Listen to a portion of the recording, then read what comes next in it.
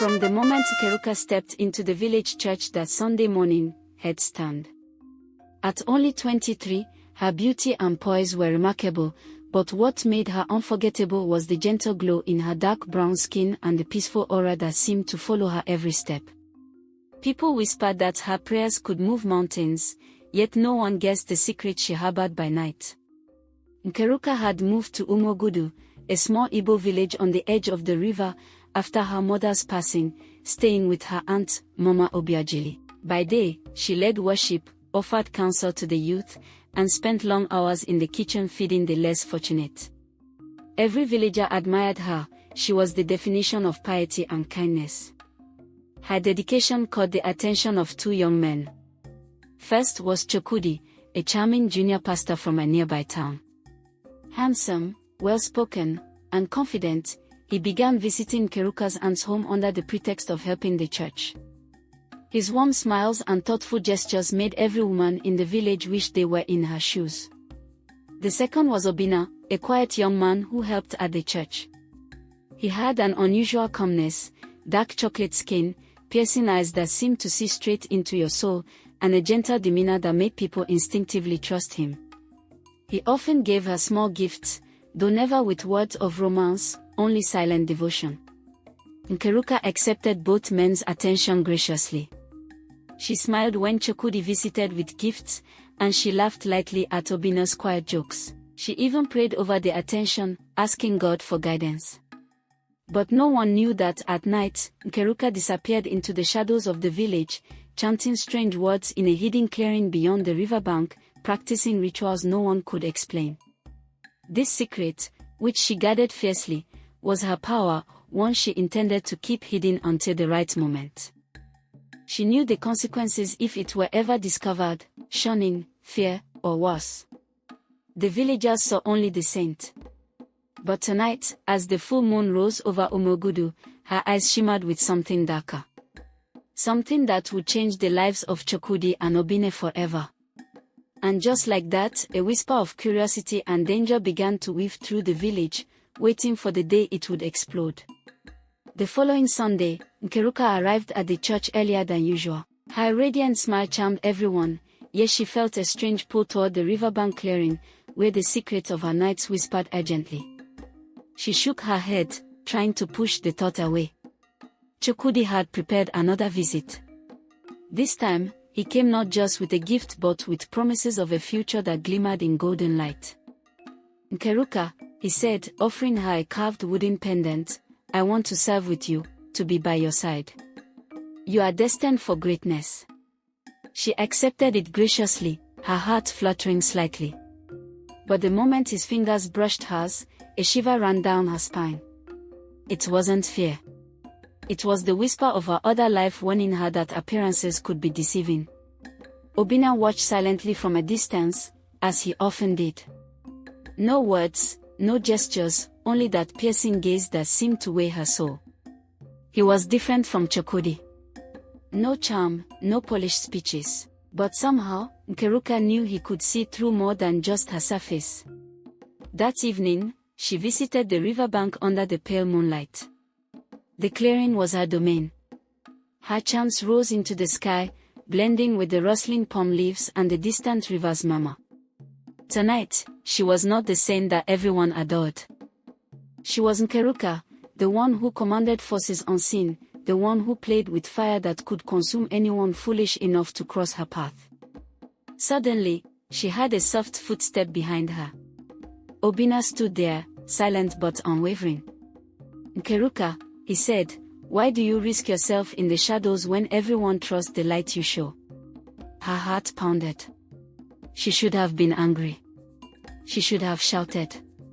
But instead, she found herself staring into his eyes, wondering if he had always known. Before she could answer, a shadow moved in the trees, a figure with intentions unknown, watching, waiting. Keruka tightened her grip on her staff, her heart beating faster. The moment felt like a trap, though she did not know whose. If you want to see what happens when Keruka's two worlds collide, the saint and the witch, make sure to hit that subscribe button and turn on notifications. You don't want to miss the next shocking twist in this story. As she turned back to leave, the pendant from Chokudi glimmered strangely in the moonlight. She frowned, realizing it was no ordinary gift. There was a faint symbol etched into it, almost imperceptible, but unmistakably magical. The kind of mark that could bind someone without their knowledge. Nkeruka clenched her teeth. She knew that soon, she would have to choose between two kinds of power, the visible love of men who adored her, and the secret forces she commanded. Either choice could change her life forever, and the consequences would ripple far beyond Umugudu village. The night air was thick with mist as Nkeruka walked home from the riverbank. Her mind raced with the strange energy from the pendant Chokudi had given her. Something about it felt alive, almost whispering to her in the silence. She hid it in her room, but a shiver ran down her spine every time she thought of it. Obina's words haunted her, "Why do you risk yourself in the shadows?" She could not explain to him the weight of her double life. No one could know. By day, she was the saintly young woman who helped the poor and led worship. By night, she was a witch who communed with forces beyond human understanding. The next morning, Chokudi visited again, this time with a plan to take her to the city for a church program. Nkeruka smiled politely but hesitated. Something in her gut told her to refuse. Yet, the fear of offending him kept her silent. Meanwhile, Obina observed quietly, appearing wherever she went but never intruding. His calm presence was comforting, but it also reminded her that he knew more than he should. She wondered if he had always seen through the saintly mask she wore for the villagers. That evening, Nkeruka returned to her hidden clearing. She placed the pendant on a stone altar, examining it carefully. Her hands trembled. The symbol etched on it glowed faintly under the moonlight, reacting to her presence. She whispered words of protection over it, but deep down, she knew it could not be fully contained. Suddenly, a sharp rustle came from the edge of the clearing. Nkeruka froze. A shadow moved closer, stepping into the silver moonlight. It was a figure cloaked in dark robes, with glowing eyes. The air grew heavy, almost suffocating, as the presence watched her. Obina stepped forward silently, standing between Nkeruka and the figure. "Leave her," he said firmly, his voice low but steady. The figure paused, then vanished into the mist, leaving only a faint echo of laughter. Nkeruka's heart pounded. She realized that her two worlds, the saintly one and the dark one, were starting to collide in ways she could not control. Soon, her secret would no longer be hers alone. She turned to Obina, eyes wide. You weren't supposed to see that." He shook his head gently. "I've seen more than you think. And I'll help you, but only if you trust me." Nkeruka nodded, knowing that she would have to choose carefully who to trust. For now, the pendant glimmered on the altar, and the whispers of the night promised that danger was coming, but it did not yet reveal from which direction. The following week, whispers began spreading quietly through Umugudu village. People noticed that Nkeruka seemed more preoccupied, her once easy smile tinged with thoughtfulness. Some said she had been seen lingering by the river at odd hours, but no one knew the truth. Chokudi, unaware of the hidden darkness surrounding Nkeruka, grew bolder. He visited her aunt's house almost daily, bringing gifts and speaking of marriage, ministry, and a bright future. His charm was undeniable, and many villagers believed that he was the perfect match for the young woman they adored. Obina, however, remained silent. He continued to appear when she least expected him, watching from the shadows. His eyes, calm yet piercing, seemed to measure every word, every gesture.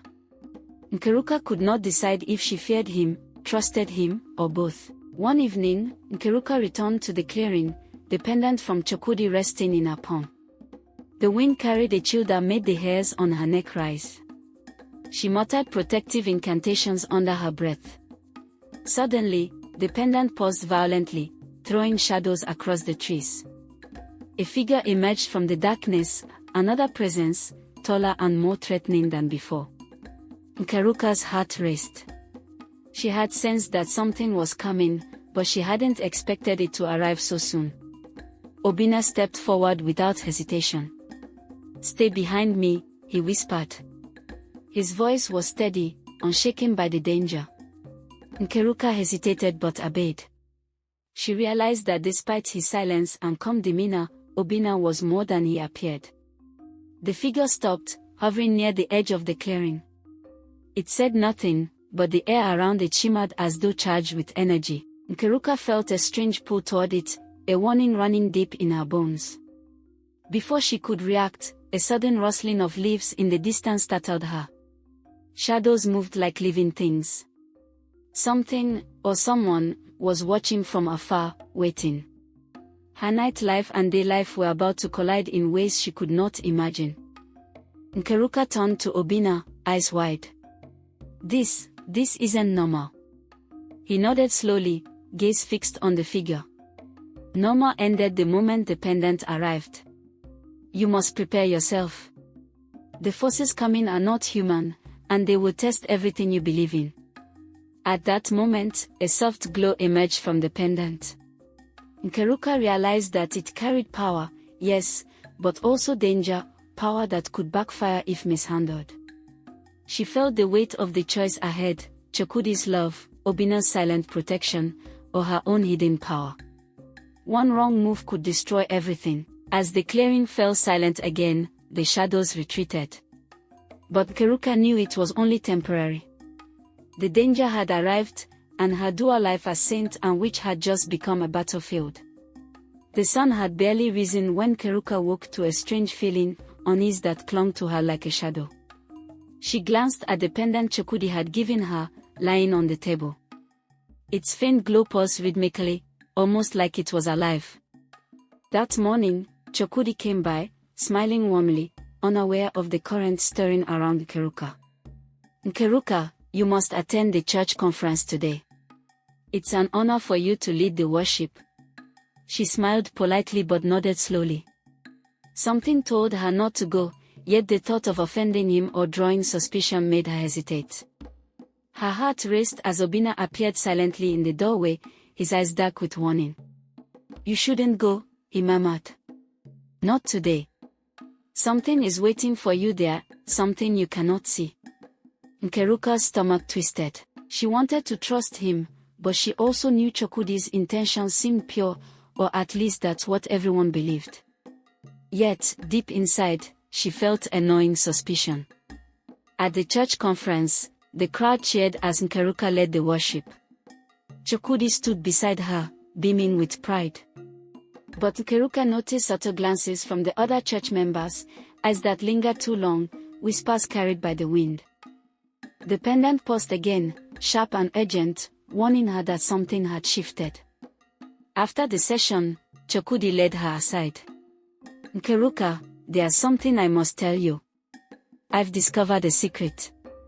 Someone at the church wants to harm you. They envy your position and your favor with God." Nkeruka froze. The words echoed in her mind. She wanted to speak, to reveal her own secret, but she held her tongue. Obinna's warning rang louder than Chukwudi's concern. Later that evening, the shadows she had felt at the riverbank returned, darker and closer. As she walked home, a figure emerged from the mist, and her heart stopped. It was not the tall figure from before, it was someone familiar, someone she trusted. "Chukwudi." His eyes glimmered strangely in the moonlight. He smiled, but the warmth was gone. "I knew you were hiding something from me, Nkeruka," he said softly. "And I need to know, what are you?" Fear gripped her chest. Could she reveal the truth?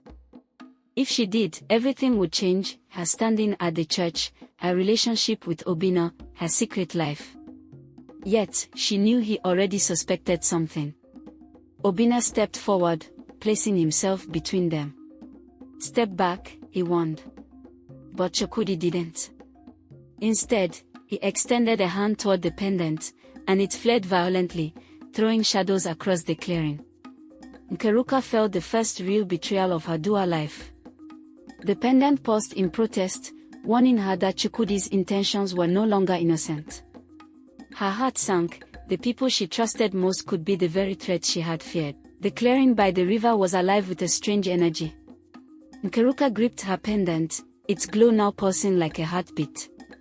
Obinna stood behind her, unwavering, ready to face whatever was coming. Chukwudi, the man she had once trusted, now stepped forward with a sinister look she had never seen before. "You can't hide your true self forever, Nkeruka," Chukwudi hissed. "I know your secret. You are not what everyone thinks. And I want it all." The pendant flared bright, casting long shadows across the mist. Nkeruka's voice rang with authority as she spoke words older than any man in the village. "You shall not harm me, or anyone else, Chukwudi. Leave now." For a moment, nothing happened. Then the ground trembled, and the air thickened. A circle of glowing symbols rose from the earth, surrounding Nkeruka and Obinna. The pendant's light intensified, revealing Chukwudi's eyes glowing unnaturally. Obinna whispered urgently, "Focus, Nkeruka.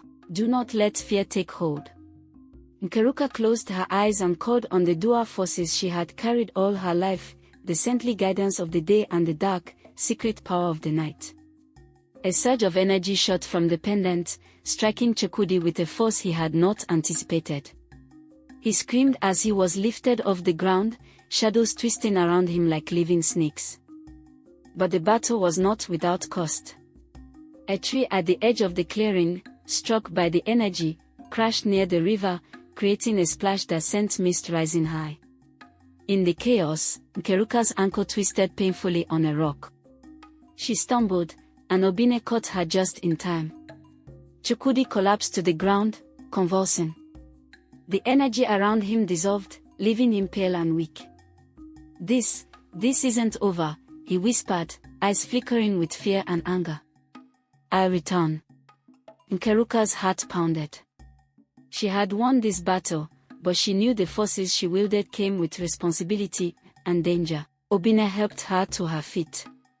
"You have faced your trial, Nkeruka," he said. "But remember, the world sees only what it wants to see. Your secret must remain, or chaos will follow." The villagers later found the clearing in disarray, mist curling over the ground, glowing symbols fading. Nkeruka returned home, the pendant safely hidden, knowing that the night had tested her more than anyone could imagine. Yet, the tragedy lingered quietly.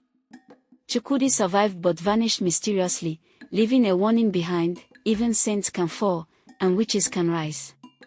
The small town of Umogudu whispered about Nkeruka's bravery, but none ever suspected the full truth. In the quiet moments, Nkeruka wept, not for herself, but for the knowledge that even justice could carry a price. Life would continue, but the night had changed everything. She had embraced her dual life, balanced on the knife's edge of light and darkness, knowing that a small shadow of trouble would always linger, a reminder that no tale ever ends fully.